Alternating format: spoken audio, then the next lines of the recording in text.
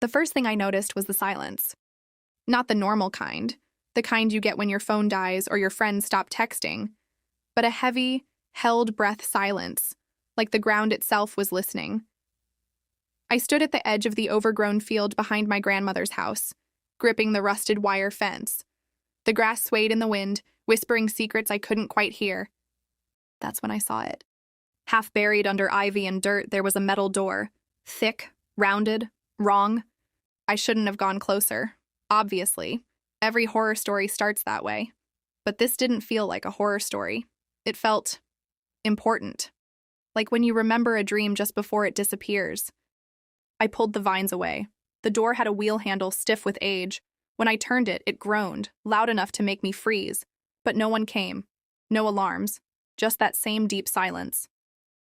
The door opened inward, and a breath of cold air slipped out, smelling like dust and something older, like time. I clicked on my phone flashlight and stepped inside.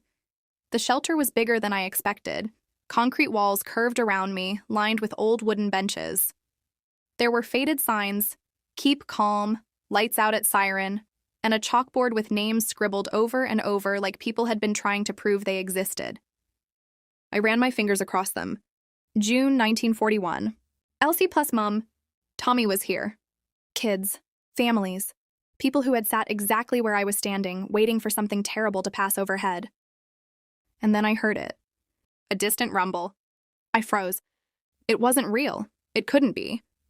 But the sound grew louder, like thunder rolling through the earth. The light flickered. My phone hadn't done that before, and for a second I wasn't alone. I could almost see them. A girl about my age clutching a worn teddy bear. Her eyes met mine, not scared, just steady, like she'd been waiting for someone to find her. Around her, shadows of people filled the benches, murmuring, holding on to each other as the world above shook. Then silence again.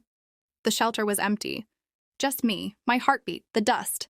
I backed toward the door, my hands shaking, but not from fear. From something else.